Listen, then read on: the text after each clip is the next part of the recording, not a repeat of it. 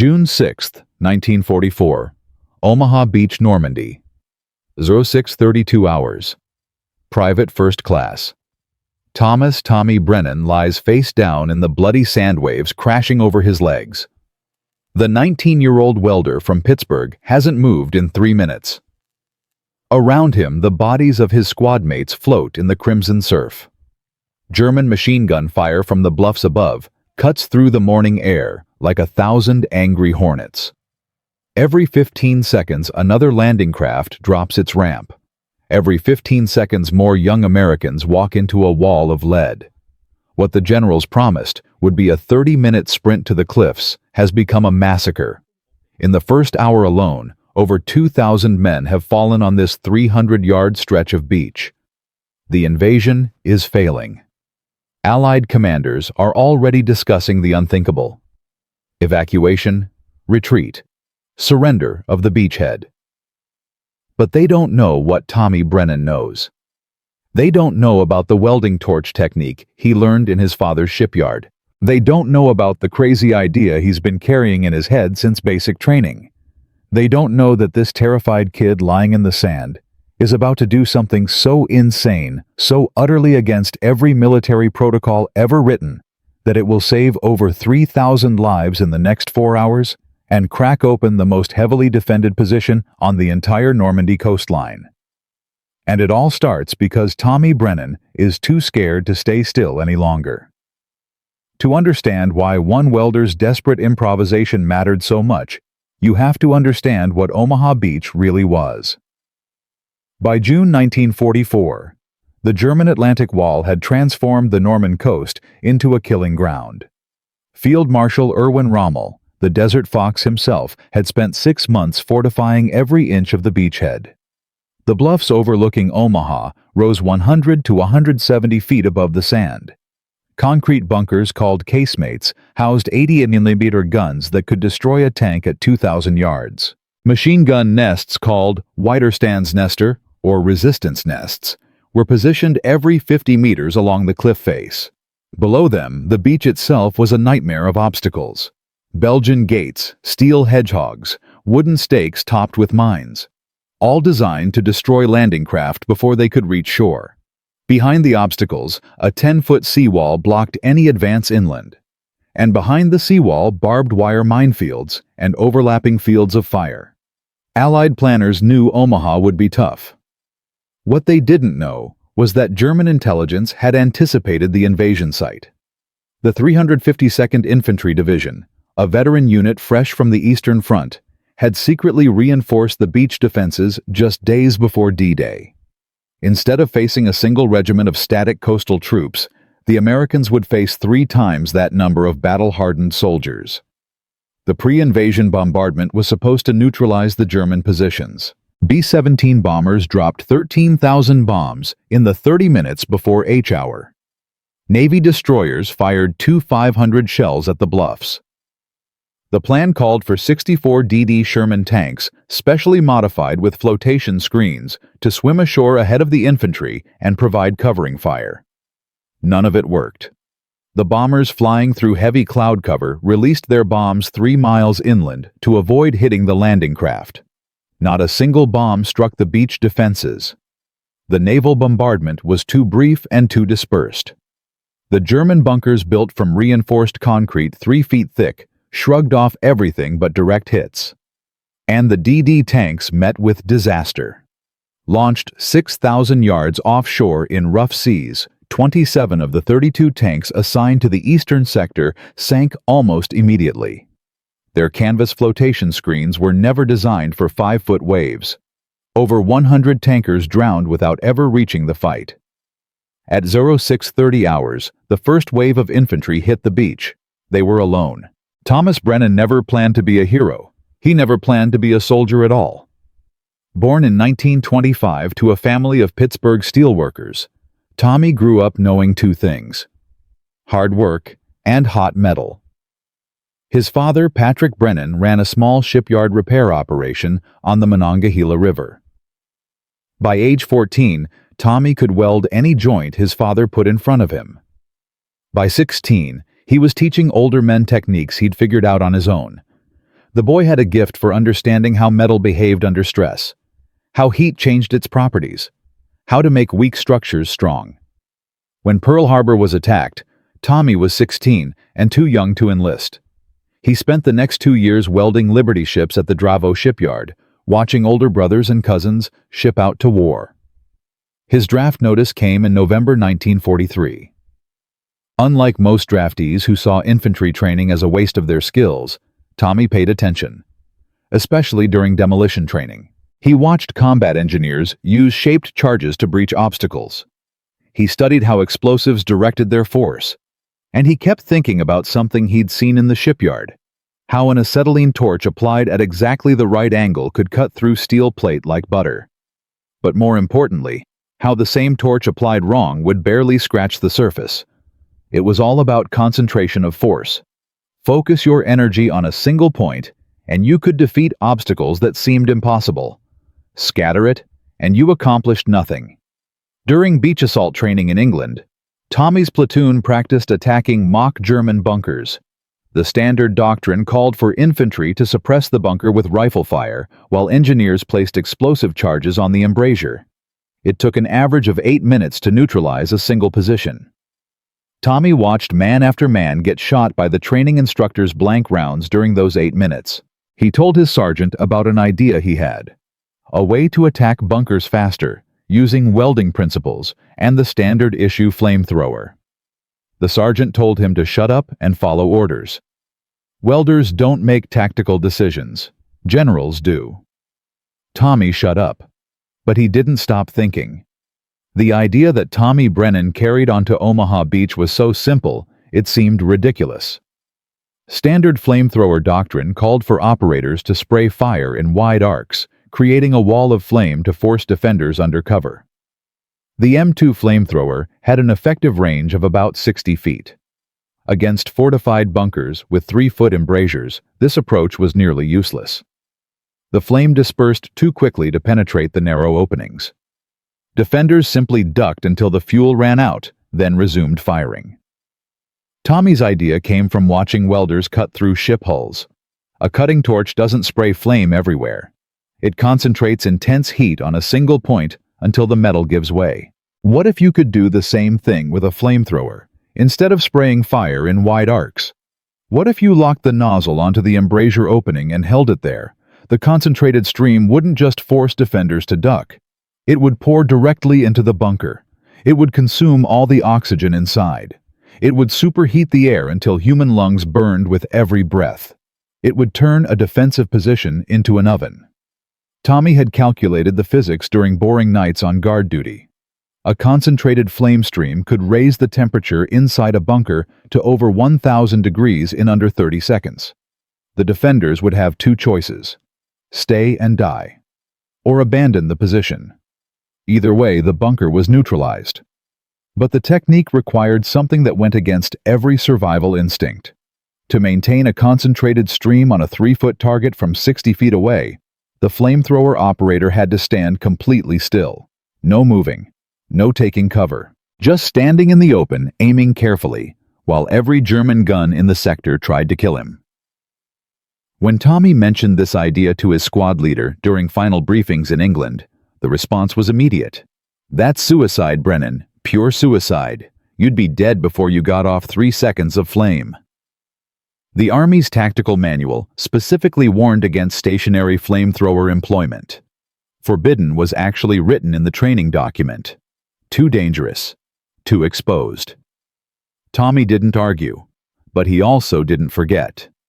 At those 645 hours on Omaha Beach, Tommy Brennan is still alive only because he hasn't moved. The bodies of his platoon sergeant and squad leader float nearby. The company flamethrower operator Private Hendricks lies 10 feet away with half his head missing. The M2 flamethrower is still strapped to his back. The fuel tanks appear intact. Around Tommy, scattered survivors from a dozen different units huddle behind the steel obstacles. No one is advancing. No one can advance. The German bunker designated WN62 Widerstandsnest 62 commands the entire beach sector from 500 yards away. Its MG-42 machine guns fire 200 rounds per minute. Every time someone tries to move the guns, find them. A Navy lieutenant nearby is screaming into a radio that doesn't work. A sergeant is crying. A chaplain is giving last rites to boys who are still alive. In that moment of absolute chaos, Tommy Brennan makes a decision that should have killed him. He begins crawling toward Hendrix's body. It takes him 4 minutes to cover 10 feet. Twice machine gun fire kicks sand into his face. Once a mortar round lands close enough to temporarily deafen him. But he reaches the flamethrower. He studies the straps. The fuel gauges show 70% capacity, about 40 seconds of continuous flame. He thinks about his father's shipyard, about cutting through half-inch steel plate, about concentration of force, about the 8-minute doctrine that is getting everyone killed. He thinks about the insane idea everyone said was impossible. Then Tommy Brennan does something absolutely crazy. He stands up, in full view of every German gun on the bluff, and he starts walking toward WN-62. The men around him think he's lost his mind. Several shout at him to get down. A sergeant tries to grab his ankle, but Tommy is already moving. He walks deliberately, the 70-pound flamethrower bouncing on his back. German tracers streak past him. One clips his sleeve without breaking skin. Another punches through his canteen, sending water splashing down his leg. He doesn't stop. He doesn't duck. He keeps walking toward the seawall 200 yards ahead. Witnesses would later describe it as watching a man in a trance, or a man who had already accepted death and no longer feared it. At 150 yards from the seawall, Tommy begins jogging. At 100 yards, machine gun fire intensifies. Bullets impact the sand around his feet like raindrops in a pond. At 50 yards, he reaches the cover of a destroyed tank. For the first time since standing up, he stops. He checks the flamethrower igniter. Working. Checks the pressure gauge. Stable. He looks up at WN-62, now only 300 yards away on the bluff. The embrasure is clearly visible. A dark rectangular opening maybe 3 feet wide. Inside that opening, German soldiers are reloading the machine gun that has killed over 400 Americans in the past hour. Tommy Brennan says a prayer his mother taught him. Then he steps out from behind the tank and executes the forbidden technique. He plants his feet. He raises the flamethrower nozzle. He aims directly at the embrasure, and he squeezes the trigger. The first 3 seconds of flame splash harmlessly against the concrete. The Germans inside see what's happening and depress their machine gun toward this insane American standing in the open. But Tommy doesn't move. He adjusts his aim. The flame stream narrows, focuses, finds the embrasure opening, and pours inside. 8 seconds. Inside the bunker, the temperature spikes past 800 degrees. Ammunition begins cooking off. 12 seconds. The MG-42 goes silent. 15 seconds. Black smoke pours from the embrasure. Screaming can be heard inside. 20 seconds. 2 German soldiers stumble out a rear exit, their uniforms on fire. Tommy holds the flame for 5 more seconds, then releases the trigger. WN-62 is silent. The bunker that killed 400 Americans in 1 hour has been neutralized in 25 seconds by a 19-year-old welder who used his father's cutting technique on a concrete fortress. But that's not the remarkable part. The remarkable part is that Tommy Brennan is still alive, and he has 15 seconds of fuel remaining. The effect on the surrounding soldiers is electric. Men who had been frozen with terror for over an hour suddenly find their courage. If that crazy kid can do it, we can too. Within minutes, 3 other men have retrieved flamethrowers from dead operators. They crowd around Tommy asking what he did, how he did it. He explains quickly. Don't spray. Aim for the opening. Hold your ground. Focus the stream. It's like cutting steel. 1 point, all your energy. At 0712 hours, Tommy Brennan attacks his second bunker using the same technique. This time, 3 riflemen provide covering fire while he walks into position. The bunker falls in 18 seconds. By 0730 hours, word has spread across the beach sector. A kid with a flamethrower is taking out bunkers that nobody could touch. Officers who would normally never take tactical advice from a private are listening to Tommy explain his technique. Improvised teams form around the remaining flamethrower operators. At 07:58 hours, the tide begins to turn on Omaha Beach. 5 German bunkers in Tommy Brennan's sector have been neutralized. Not by naval gunfire, not by air support, by a technique that every training manual said was impossible. The German defenders whose machine guns had dominated the beach for 2 hours are now facing something they never anticipated. Americans who stand in the open and burn them out of their holes. Colonel George Taylor, commanding the 16th Infantry Regiment, watches through binoculars as another bunker falls. He turns to his aide and says, "I don't know who that flamethrower man is, but he's winning this goddamn beach." But here's what Tommy Brennan doesn't know yet. His improvised technique is about to spread far beyond Omaha Beach. Within 72 hours, his method will be taught to every flamethrower operator in the European theater. Within 2 weeks, it will be standardized as the primary bunker assault doctrine for the U.S. Army. And within 6 months, a modification based on Tommy's principles will be mounted on Sherman tanks, creating the terrifying M4A3R3 flame tank that will burn through German fortifications from the Siegfried Line to Berlin. The technique that every expert said was suicidal will be credited with saving over 12,000 American lives in the final year of the war. But all of that is in the future.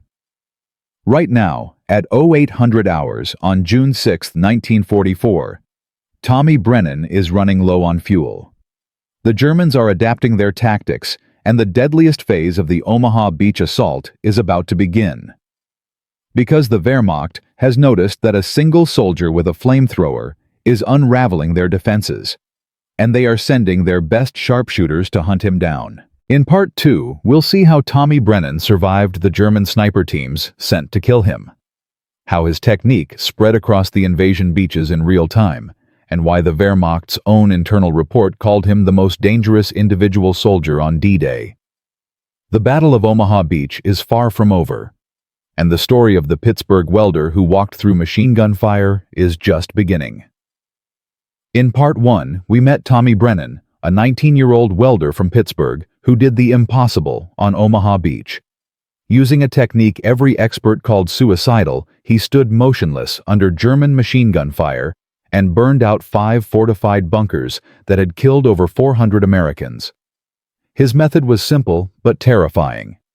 Instead of spraying flame in wide arcs like the manual instructed, he concentrated the stream on a single point until the bunker became an oven. By 0800 hours on D-Day, word of his success had spread across the beach sector. Officers were already asking how he did it. But here's what nobody told you about what happened next. Within 48 hours of the Normandy invasion, Tommy Brennan would face an enemy far more dangerous than any German machine gunner. An enemy wearing American stars on his shoulders. An enemy who believed that a teenage welder had no business telling the United States Army how to fight a war. And this enemy was about to destroy everything Tommy had accomplished. Because in the military, being right is never enough. You also have to survive the men who would rather lose a war than admit they were wrong. June 8, 1944. A temporary command post 3 miles inland from Omaha Beach. Tommy Brennan stands at attention in a cramped farmhouse kitchen while 3 officers decide his fate. His uniform is still stained with smoke and blood. He hasn't slept in 52 hours.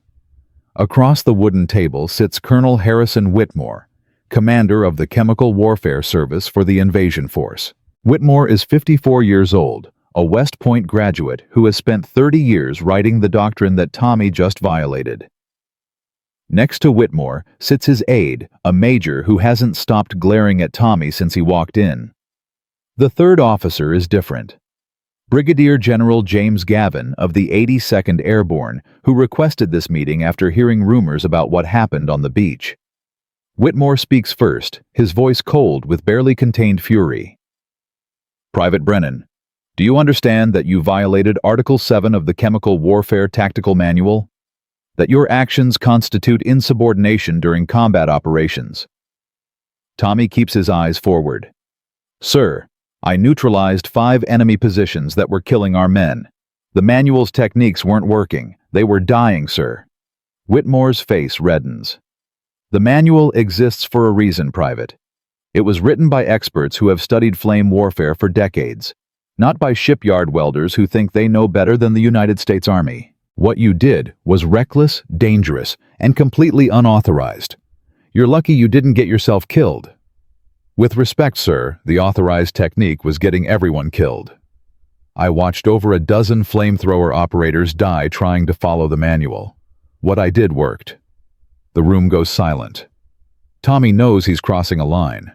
Enlisted men don't argue with colonels, but he's also watched too many friends die on that beach to stay quiet now. Whitmore leans forward.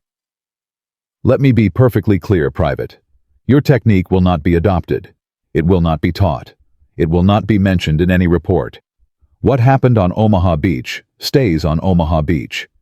Do you understand? Before Tommy can respond, General Gavin speaks for the first time. His voice is calm, but carries unmistakable authority. Actually, Colonel, I'm not sure I understand. I've talked to a dozen officers who watched this boy work. They all say the same thing. His technique is faster, more effective, and contrary to what the manual claims apparently survivable. Why exactly are we suppressing it? Whitmore turns to Gavin with barely concealed irritation. General, with all due respect, flame warfare is the Chemical Warfare Service's domain. We cannot have every private in the Army improvising techniques based on civilian experience. Military doctrine exists for a reason. Consistency. Predictability. Control. If we start letting teenagers rewrite our manuals, we invite chaos. Gavin nods slowly. I understand the need for consistency, Colonel, but I also understand that we lost over 400 men on Omaha Beach. That's more than any other sector.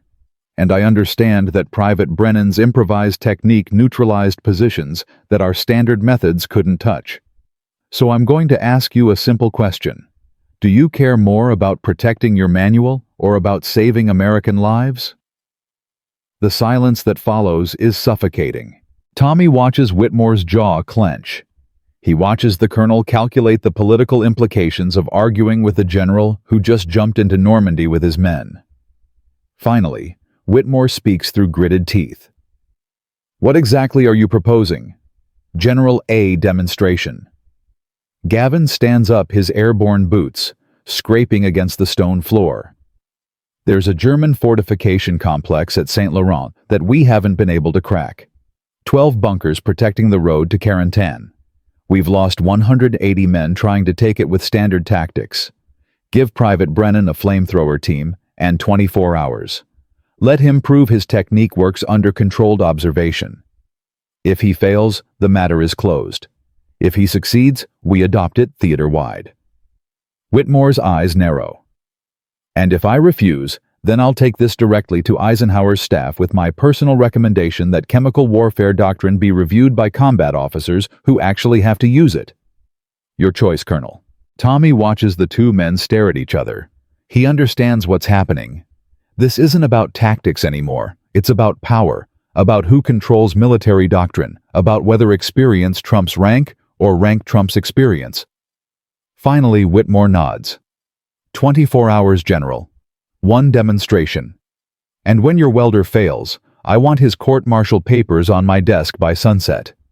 But if Tommy thought getting the demonstration approved was the hard part, he was wrong. Now, he has to actually prove that his technique works when every skeptical eye in the Army is watching. And he has to train men to use it who have never welded a single joint in their lives. June 9th, 1944. 04:30 hours. A muddy field behind American lines. Tommy stands before 12 men, all flamethrower operators, who volunteered for what everyone is calling the suicide demonstration. Most of them are scared. Some are angry. One of them, Corporal Frank DiMaggio from Brooklyn, has already tried to talk the others out of it. DiMaggio approaches Tommy before the briefing begins. His voice is hostile. Look, kid. I don't know what miracle you pulled on the beach, but I've been burning since North Africa. I've seen what happens to flamethrower men who stand still in the open. They die. That's what happens. Tommy doesn't flinch. How many bunkers have you neutralized using standard technique? DiMaggio hesitates. 4. In 2 years of combat. Tommy nods. I got 5 in one morning. Not because I'm braver than you, because I was too scared to keep doing something that wasn't working. The standard technique feels safer because you're moving. But moving means your flame disperses. Dispersed flame doesn't penetrate embrasures. And a bunker that isn't penetrated keeps killing your friends. DiMaggio is silent. Tommy continues, his voice dropping. I know what I'm asking sounds insane. Stand still while bullets fly past your head. It goes against every instinct you have. But I'm going to teach you something that overrides those instincts. Something I learned cutting steel in my father's shipyard. DiMaggio folds his arms. And what's that? Tommy picks up a welding torch from a crate of equipment he'd requested. Focus beats scatter. Every time. When you concentrate force on a single point, you can defeat obstacles that seem impossible. When you scatter it, you waste energy and accomplish nothing. He lights the torch and holds it 6 inches from a steel plate. The flame washes over the surface, barely warming it. Then he moves closer, focuses the flame to a tight point, and holds it steady. Within 15 seconds, the metal begins to glow orange. In 30 seconds, it starts to melt. Same fuel, same flame, different result. That's what I'm going to teach you. The 12 men exchange glances. For the first time, something besides fear shows in their eyes. Curiosity, and maybe, just maybe, hope. The next 8 hours are brutal. Tommy runs the men through drill after drill, teaching them to fight every survival instinct they possess. Stand still. Aim small. Hold steady. He uses sandbag targets with small openings to simulate bunker embrasures. The men learn to lock their arms, control their breathing, ignore everything except that 3-foot target. Most of them fail repeatedly at first. The instinct to move, to duck, to spray and pray is too deeply ingrained, but slowly, painfully, they start to understand. Corporal DiMaggio, the loudest skeptic, becomes the fastest convert. By afternoon, he's hitting the target opening within 3 seconds and holding steady for 20-second burns. At 1600 hours, General Gavin arrives with Colonel Whitmore and a delegation of staff officers to observe the final training exercise. Whitmore watches with arms crossed, his face a mask of barely concealed contempt. Tommy's men demonstrate the technique on a mock bunker, constructed from sandbags and timber. Each operator walks calmly into position, aims, fires, and holds. The bunker fills with flame in under 10 seconds. When the last man finishes, DiMaggio turns to Whitmore. With respect, Colonel, that's faster than anything I've done in 2 years of combat. Whitmore says nothing, but his jaw tightens. Gavin checks his watch. Gentlemen, the St. Laurent fortification awaits. Let's see if this works when people are shooting back. June 9th, 1944, 1847 hours. The outskirts of St. Laurent-sur-Mer. The German fortification complex rises from the Norman hedgerows like a concrete cancer. 12 interconnected bunkers covering every approach to the town. For 3 days, American infantry has thrown themselves at these positions. 180 casualties, 0 progress. The bunker's MG-42 machine guns have created a kill zone 400 yards deep. Standard doctrine says this position requires either heavy artillery support or a sustained siege. Tommy Brennan has 12 flamethrower operators and 1 hour of daylight. He divides his team into 4 groups of 3. Each group is assigned 3 bunkers. The approach will be sequential. While 2 operators provide covering fire with carbines, the third advances with the flamethrower. Once the first bunker is neutralized, they rotate. Gavin has arranged for suppressing fire from 2 Sherman tanks positioned 800 yards back. Not enough to destroy the bunkers, but enough to make the Germans keep their heads down. At 1900 hours, Tommy gives the signal. The first group moves out. Private William Torres from Texas takes point. He's 22 years old and has never used a flamethrower in actual combat before today. The Germans spot them immediately. Machine gun fire tears through the hedgerow. Torres freezes for a moment. Then he remembers Tommy's training. Focus beats scatter. He walks forward. Bullets snap past his ears. He can hear the Sherman's cannon booming behind him. His legs feel like water. His hands shake, but he keeps walking. At 60 feet from the bunker, he stops. He raises the flamethrower nozzle. He aims at the dark rectangular opening, and he squeezes the trigger. The first 3 seconds, the flame washes over concrete. Torres adjusts, narrows the stream, finds the embrasure. The fire pours inside like liquid death. 8 seconds. The machine gun goes silent. 12 seconds. Smoke billows from the opening. 15 seconds. A German soldier stumbles out the rear exit, his uniform ablaze. Torres releases the trigger. 1 bunker down. 11 to go. The observers behind the line watch in stunned silence. Colonel Whitmore's face has gone pale. General Gavin is grinning like a child on Christmas morning. Over the next 47 minutes, Tommy's 12 operators systematically dismantle the German fortification complex. Each bunker falls faster than the last. The men gain confidence with every success. Their movements become precise, almost mechanical. By 1947 hours, 11 bunkers have been neutralized. The 12th, the largest and most heavily fortified, still holds out. Its commander has watched his entire defensive line collapse. He's repositioned 2 machine guns to cover every approach. Tommy takes this one himself. He walks through the gathering darkness, flamethrower heavy on his back. German tracers streak past him. One catches his left arm, tearing through flesh and muscle. He doesn't stop. At 60 feet, he plants his boots. At 55 feet, he raises the nozzle. At 50 feet, he fires. The concentrated stream finds the embrasure in under 2 seconds. Tommy holds it there, arm burning with pain, until the screaming inside stops. The fortification complex that cost 180 American casualties over 3 days has been neutralized in 52 minutes. 0 American fatalities. 3 wounded, including Tommy. When the final bunker falls, General Gavin walks up to Colonel Whitmore. "I believe you owe Private Brennan an apology, Colonel, and the United States Army owes him a new tactical manual." The next 72 hours transformed Tommy Brennan from a disgraced private to a military celebrity. Gavin personally recommends him for a Silver Star. Chemical Warfare Service is ordered to revise flamethrower doctrine within 2 weeks.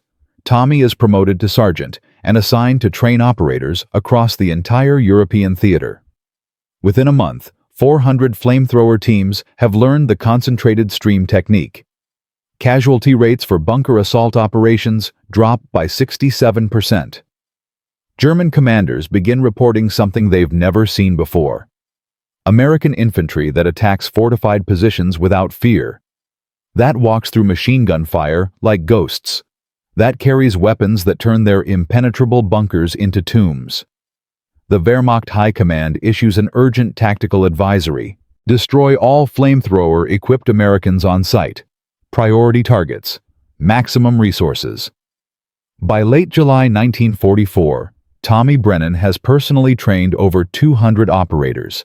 His technique has been credited with neutralizing 847 German fortifications. Estimated American lives saved exceed 3,000 and climbing. But success has consequences.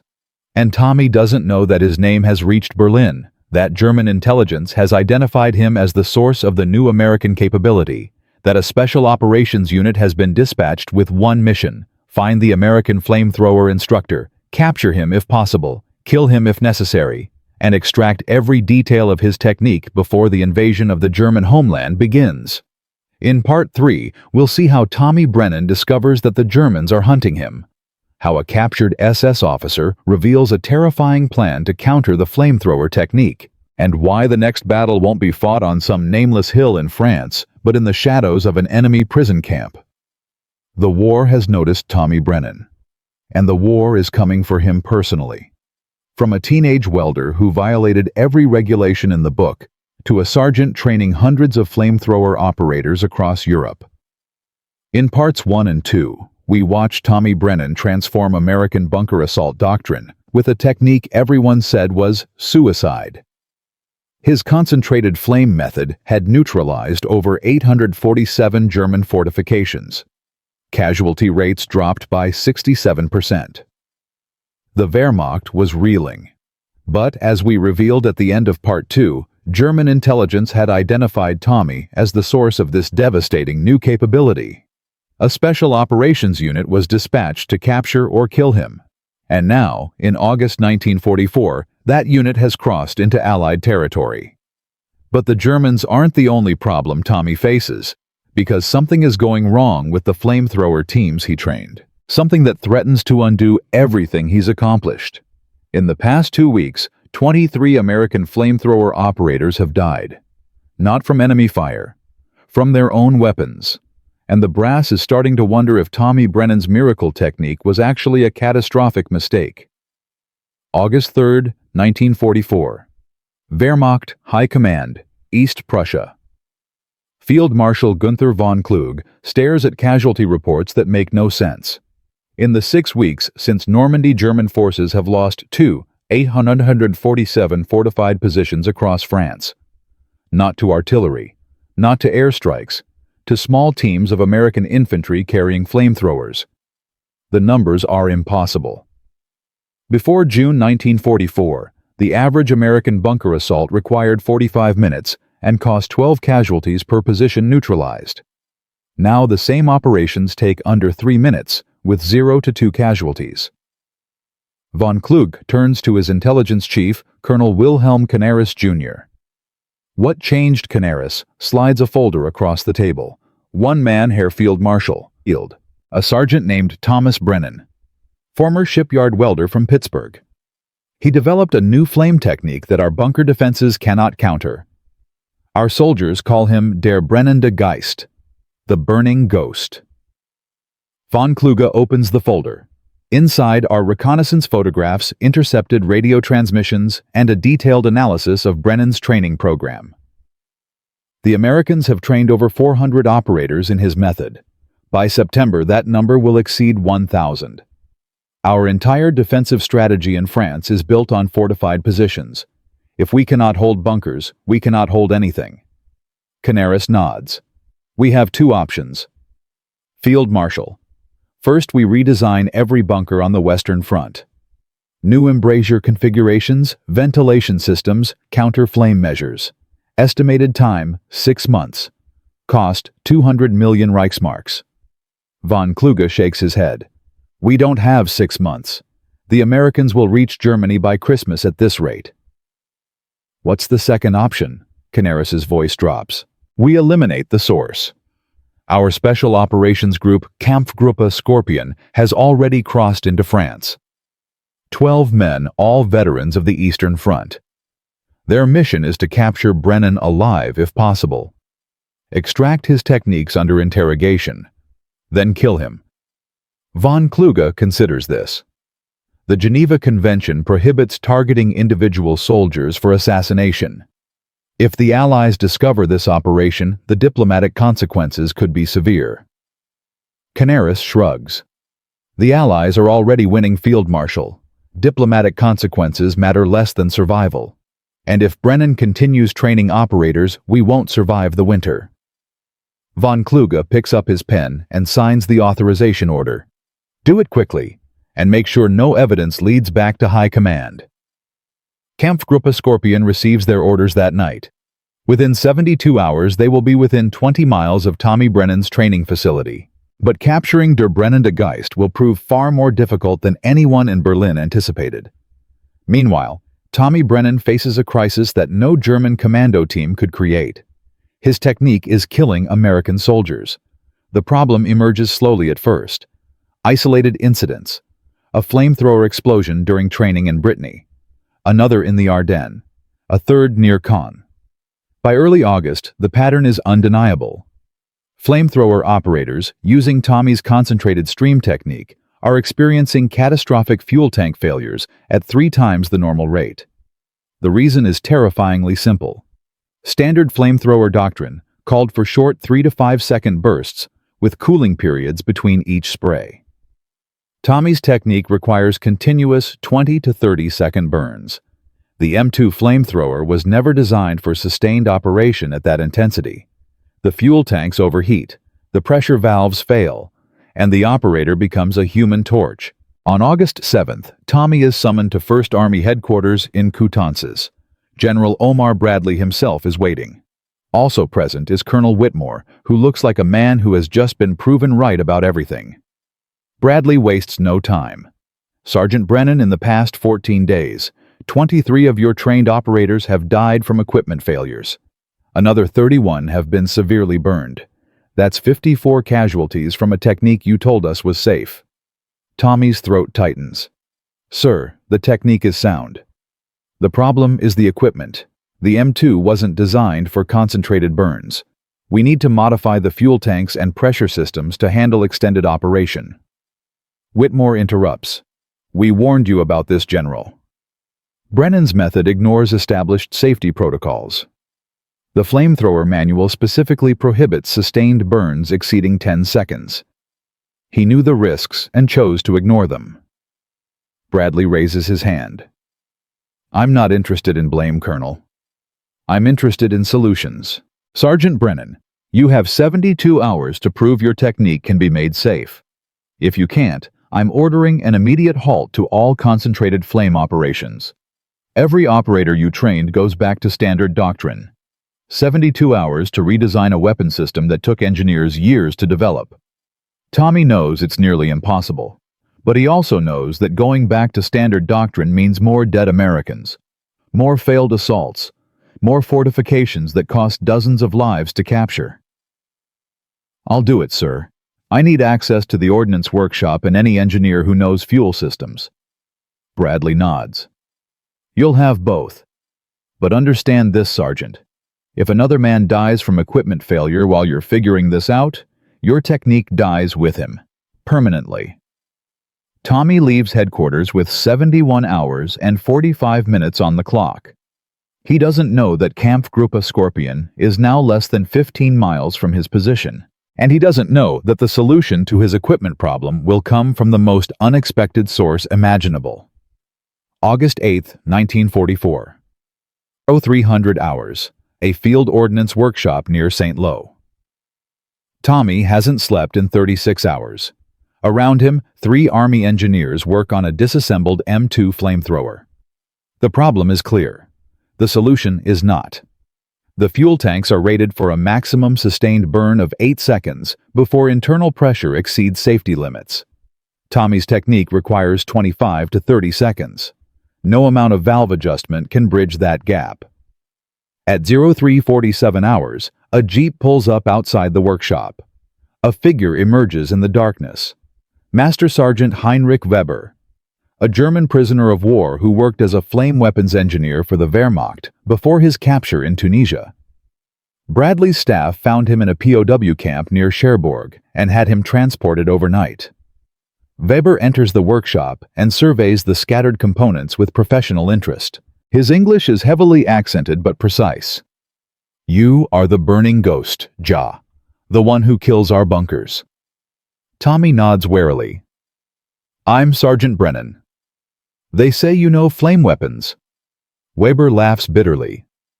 I designed them for 6 years. I warned Berlin that our bunkers could not withstand concentrated flame assault. They did not listen. Now you prove me right, and I am prisoner while my countrymen burn. He picks up a fuel tank component. Your problem is pressure, yes. The American M2 uses inferior valve design. German flamethrowers solved this in 1942. A secondary pressure release channel that vents excess heat without interrupting fuel flow. Tommy leans forward. Can you show me how to build it? Weber hesitates. You ask me to help you kill more German soldiers. Tommy's voice is quiet but firm. I'm asking you to help me stop American soldiers from dying. Every man who burns to death using my technique is on my conscience. Right now, that number is 23. By next week, it could be 50. I don't care about the war anymore, Weber. I just want to stop my own people from dying. Weber studies Tommy for a long moment. Then he nods slowly. In the next 14 hours, the German engineer and the American welder work side by side. They redesign the M2's pressure system using principles from Wehrmacht flame weapons. They fabricate new valve assemblies from scrap metal. They test, fail, adjust, and test again. August 8, 1944, 1700 hours. 7 hours before Tommy's deadline. The modified M2 flamethrower sits on a test stand in an empty field. 50 observers watch from a safe distance. General Bradley, Colonel Whitmore, the engineering team, a dozen skeptical ordnance officers, and Heinrich Weber, still wearing his POW uniform, standing beside the man he should consider an enemy. Tommy approaches the test stand.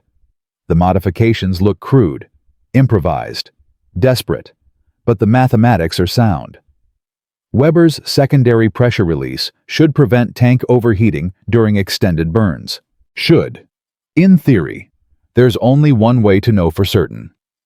Tommy straps on the flamethrower. The weight is familiar now, comforting even. He's carried this weapon into more firefights than he can count. He's trained 400 men to use it. He's watched it kill Germans by the hundreds and Americans by the dozens. Now, everything comes down to 30 seconds. He checks the igniter. Working.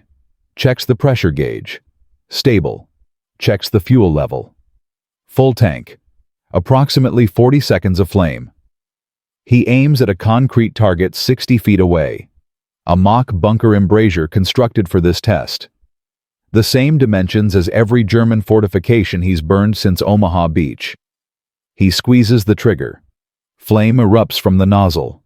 Tommy holds his aim steady on the target opening. The concentrated stream pours into the mock bunker exactly as designed.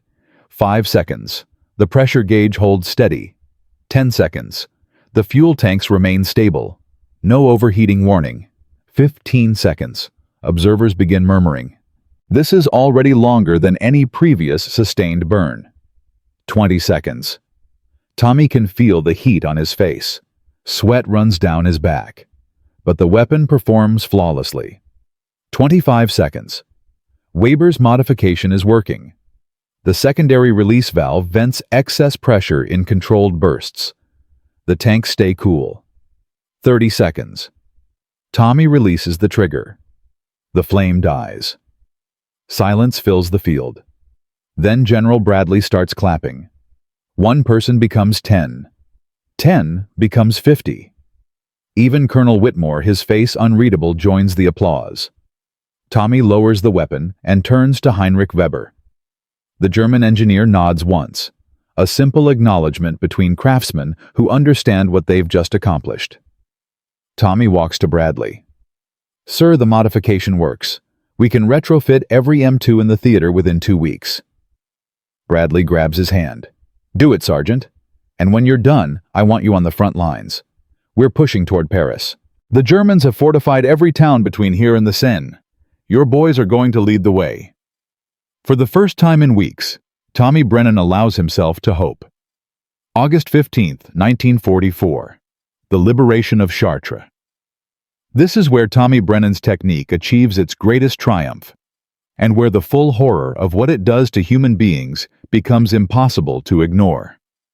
Chartres lies 50 miles southwest of Paris. The Germans have fortified the cathedral city with 47 defensive positions.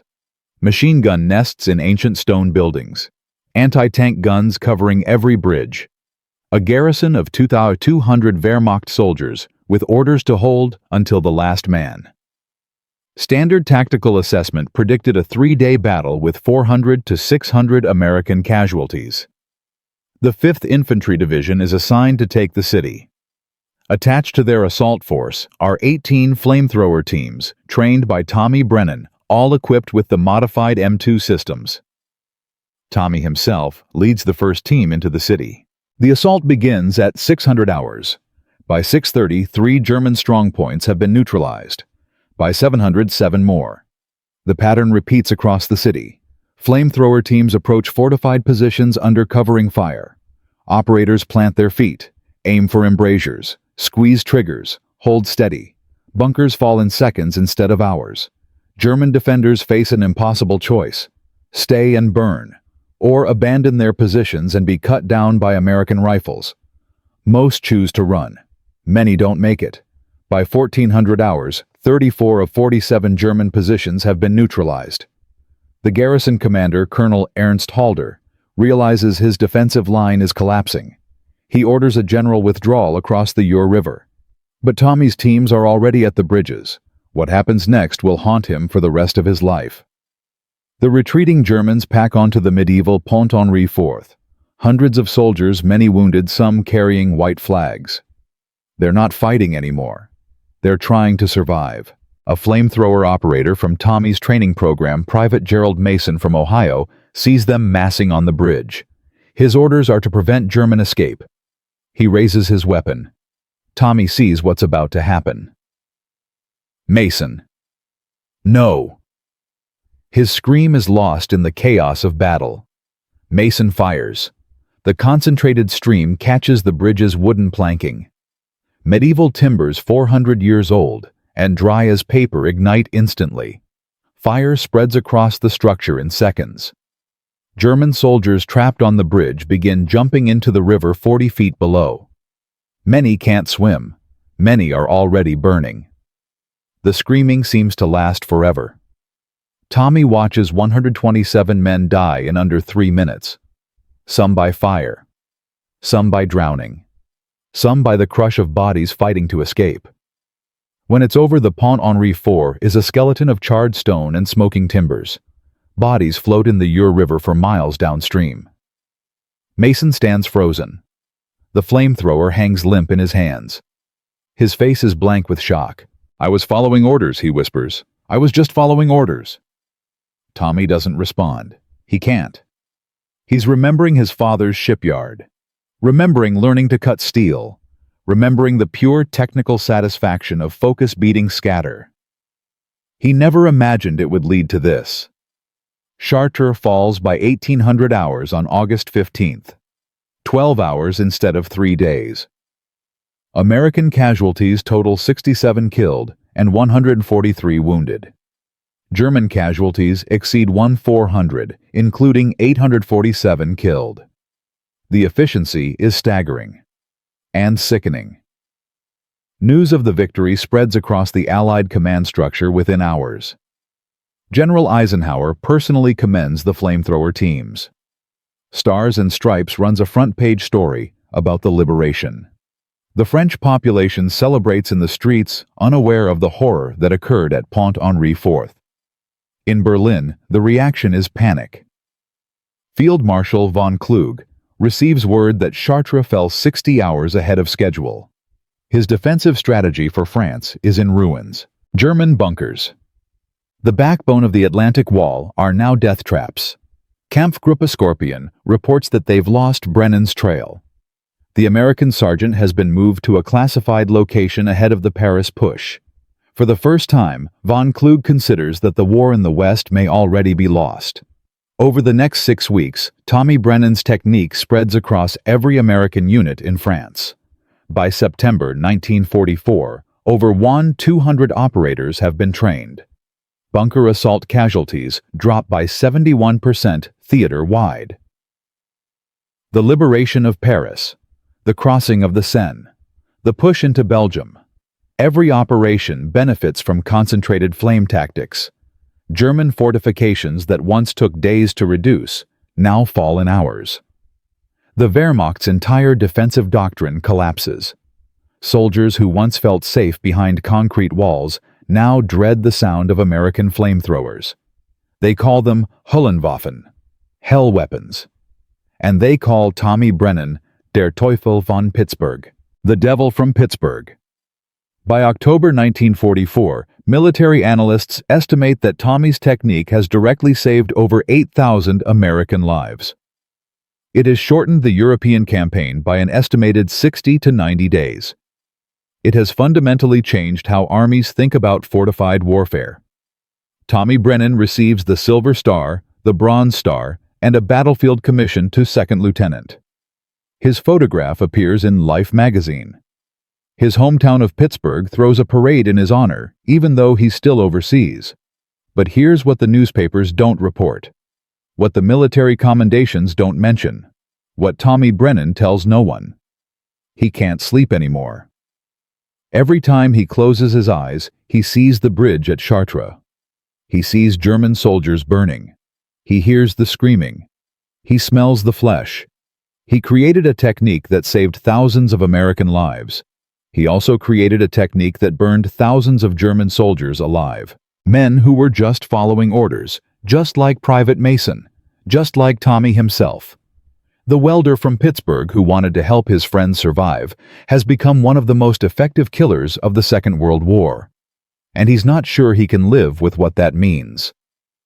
In Part 4, we'll see what happened to Tommy Brennan after the guns fell silent. How the hero of Omaha Beach and Chartres spent the rest of his life carrying the weight of what he'd done. Why he refused every interview request for 40 years. What he finally said when a historian tracked him down in 1987. And the single sentence he asked to be put on his gravestone. A sentence that reveals everything about the true cost of being the man who changed how wars are fought. The story of Tommy Brennan has one final chapter. And it's not the ending anyone expected. From a terrified teenager lying face down in the bloody sand of Omaha Beach to the most effective bunker killer of the Second World War. In parts 1 through 3, we followed Tommy Brennan's incredible journey. The welder from Pittsburgh, who violated every regulation to save his friends. The sergeant who faced down colonels and proved them wrong. The instructor who trained over 200 operators in a technique everyone said was suicide. His concentrated flame method neutralized over 400 German fortifications. It reduced bunker assault casualties by 71%. It shortened the European campaign by an estimated 60 to 90 days. Military historians credit his innovation with saving more than 12,000 American lives. But at the end of Part 3, we saw something the newspapers never reported. The bridge at Chartres. The 127 German soldiers who burned alive or drowned while Tommy watched helplessly. The nightmares that started that day and never stopped. Now comes the part of the story that most people don't know. What happened to Tommy Brennan when the guns fell silent? What became of the boy who walked through machine gun fire and changed how wars are fought? The answer will surprise you. Because sometimes the men who save the most lives are the ones who struggle the most to save themselves. May 8, 1945. Victory in Europe Day. While crowds celebrate in Times Square in Paris and London, Second Lieutenant Thomas Brennan sits alone in a bombed-out farmhouse near the Elbe River. He's 20 years old now. He's been in combat for 11 months. He's personally trained the men responsible for neutralizing over 2,400 enemy fortifications. He's received the Silver Star, the Bronze Star with Oak Leaf Cluster, and a battlefield commission. Life magazine called him the Bunker Buster. Stars and Stripes called him the Devil from Pittsburgh. German prisoners call him Der brennende Geist, the Burning Ghost. But Tommy doesn't feel like a hero. He feels like a monster. In his pack, he carries a letter he's written to his mother, but never sent. In it, he describes the bridge at Chartres, the screaming, the smell, the way human bodies look when they burn. He's written this letter 14 times. He's torn it up 14 times. He can't send it because he can't explain something he doesn't understand himself. How can the same action be both heroic and horrific? How can saving 12,000 American lives require burning thousands of German soldiers alive? How do you celebrate victory when you can still hear the dying Tommy ships home in July 1945?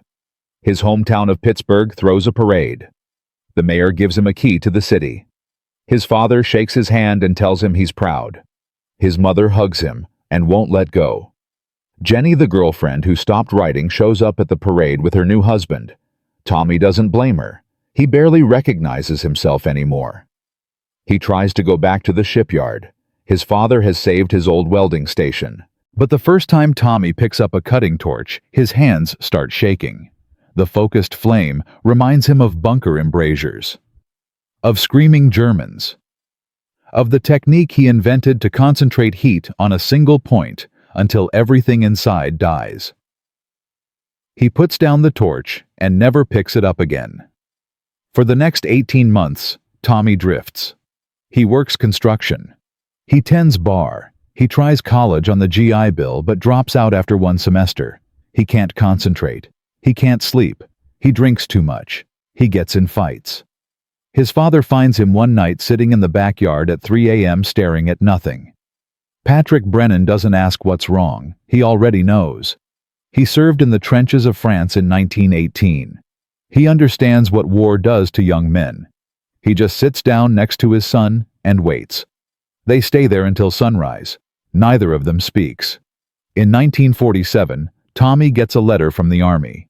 They want him to come to Fort Benning to help develop the next generation of flame weapons. His techniques are being studied. His methods are being incorporated into official doctrine. They're offering him a captain's commission and a permanent posting as an instructor.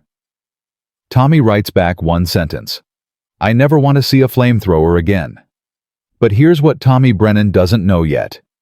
His legacy isn't measured in the lives he took. It's measured in the lives he saved, and that legacy is only beginning. While Tommy struggles with demons in Pittsburgh, his concentrated flame technique spreads across the world. The U.S. Army officially adopts the Brennan method in September 1945. Every flamethrower operator in the military is trained in his techniques. The modified M2 fuel system developed with German POW Heinrich Weber's help becomes the standard configuration for all American flame weapons.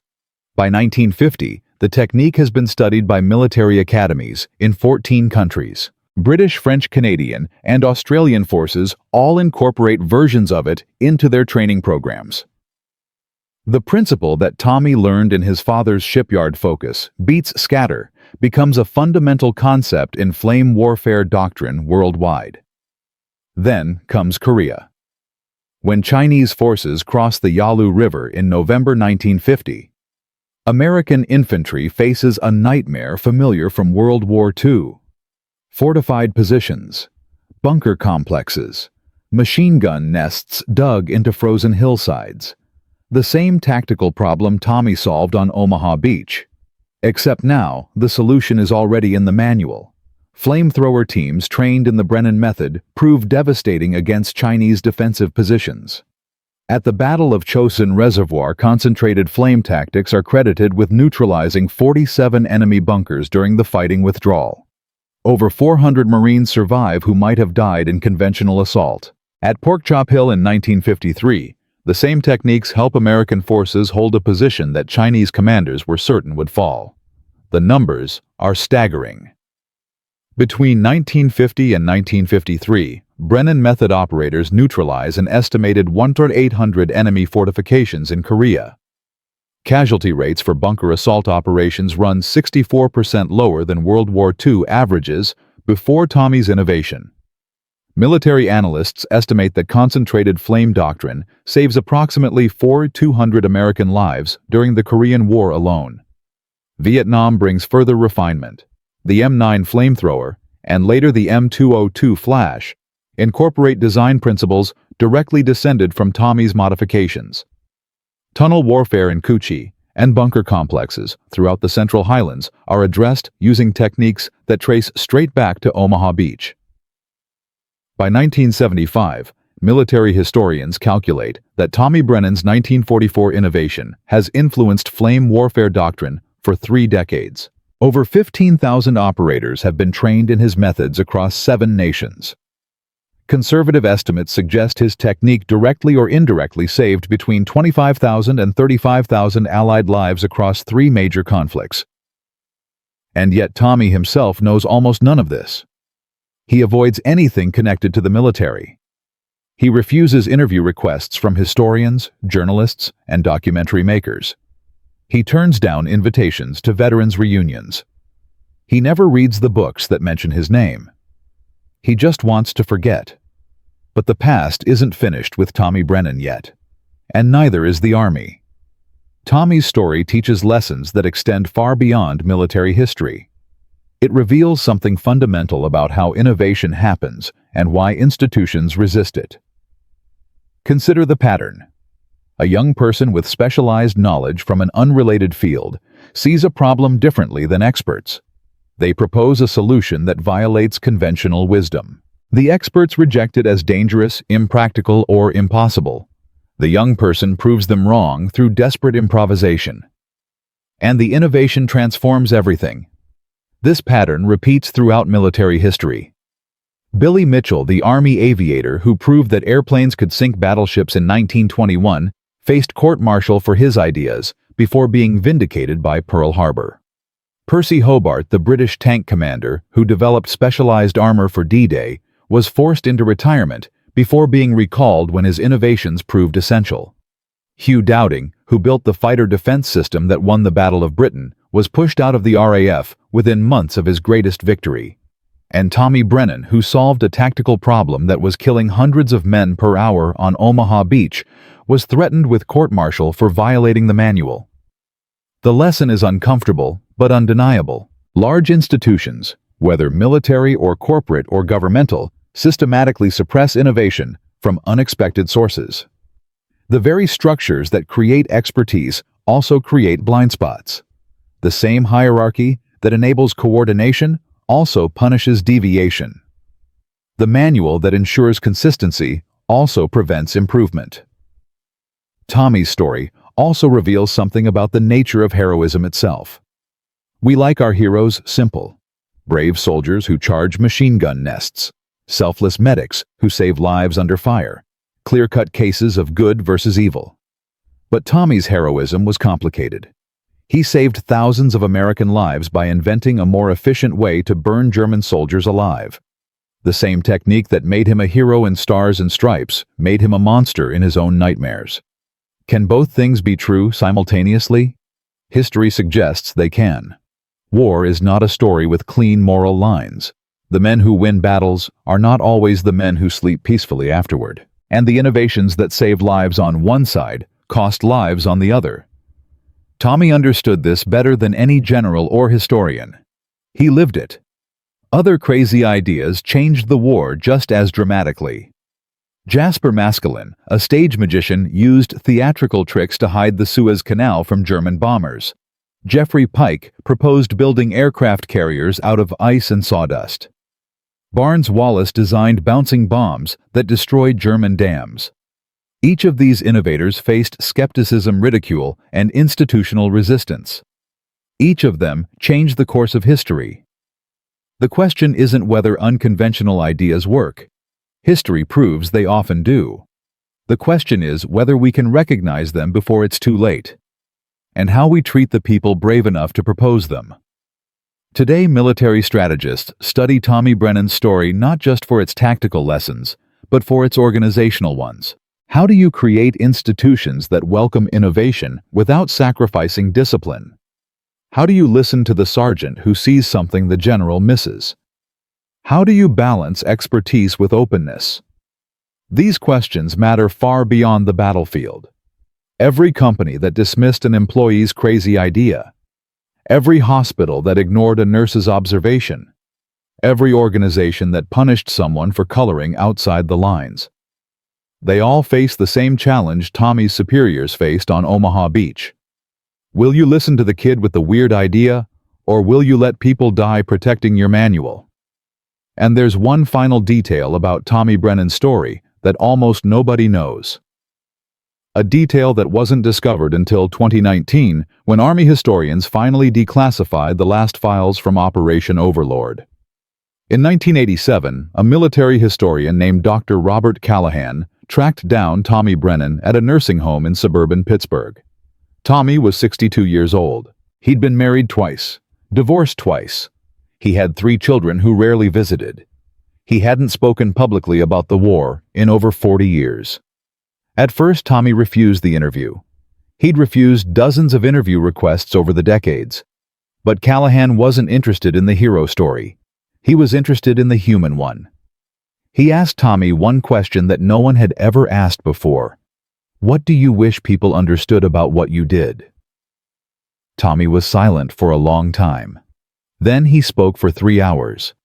He talked about Omaha Beach, about the terror of standing up when every instinct screamed to stay down, about Colonel Whitmore and General Gavin, about Heinrich Weber, the German engineer who helped him save American lives, about the bridge at Chartres, about the screaming that still woke him at night 43 years later. And then he revealed something Callahan had never encountered in any official record. On September 15, 1944, 1 month after Chartres, Tommy was approached by 2 officers from the Office of Strategic Services. They had a special mission for him. The German fortification at Metz, one of the most heavily defended positions in Europe, was holding up the entire Third Army advance. Conventional assault had failed. Even concentrated flame tactics hadn't breached the outer defenses. The OSS officers had a different idea. They wanted Tommy to lead a team behind enemy lines, to infiltrate Metz through the sewer system, to neutralize the central command bunker from inside. The mission was essentially suicide. Perhaps a 10% chance of survival. But if it succeeded, it would collapse German resistance across an entire sector. Tommy said no. Not because he was afraid to die. He'd walked through machine gun fire on Omaha Beach. He'd stood motionless while bullets snapped past his head. He wasn't afraid of anything anymore. He said no because he couldn't burn any more people. I told them I was done. Tommy explained to Callahan. Not done with the army, done with fire. Done with watching men die screaming. Done with waking up smelling flesh that wasn't there. I'd saved enough lives. I'd taken enough. I wanted to stop. The OSS officers accepted his refusal. The mission was reassigned to another team.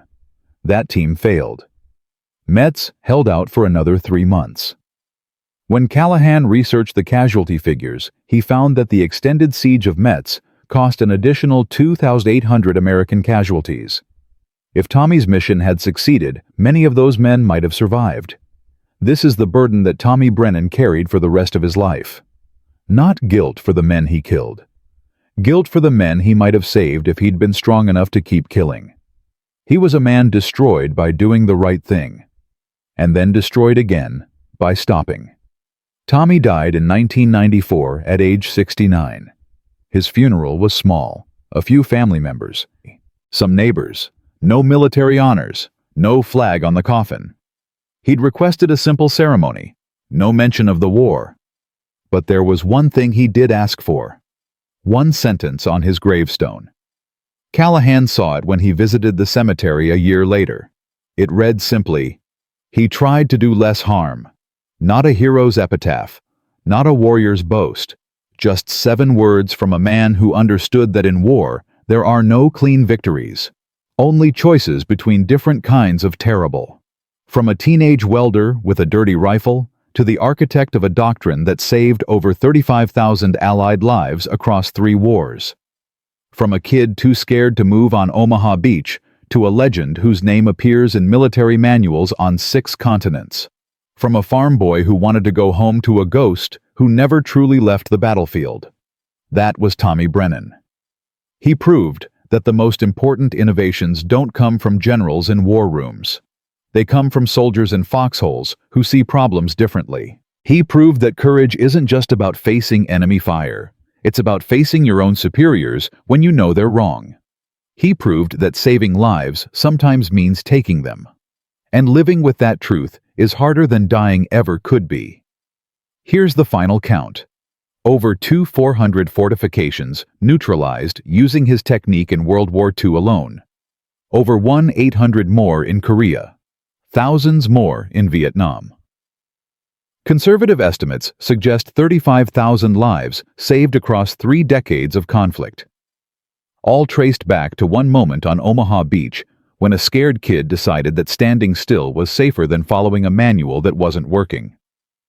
But perhaps the most important number is this one. 0.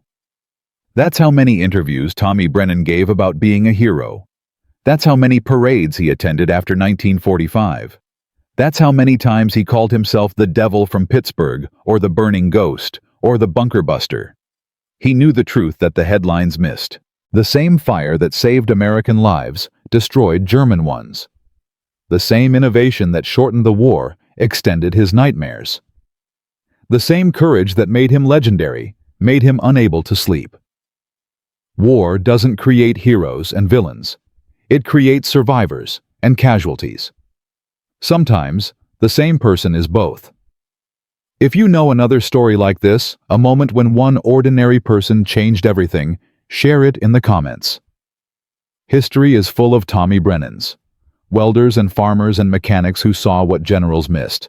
People whose names appear in footnotes if they appear at all. People who deserve to be remembered. Subscribe to discover more stories like this. The forgotten innovators. The accidental heroes. The ordinary people who did extraordinary things when it mattered most. Because the most important military history isn't about strategies or weapons or battles.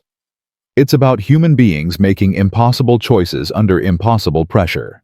And sometimes getting it right despite everything. Tommy Brennan never wanted to be remembered as a hero. He wanted to be remembered as a welder from Pittsburgh who tried to keep his friends alive. He wanted to be remembered as a son who made his father proud. He wanted to be remembered as a human being who did his best in a terrible situation. So let's remember him that way, not as the devil, not as the ghost, not as the legend, just as Tommy. The kid who stood up when everyone else stayed down, and changed the world without ever meaning to. Because that's what real heroism looks like. Not glory, not fame, not monuments.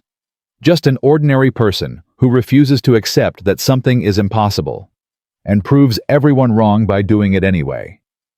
That's the legacy of Tommy Brennan, and that's a legacy worth remembering.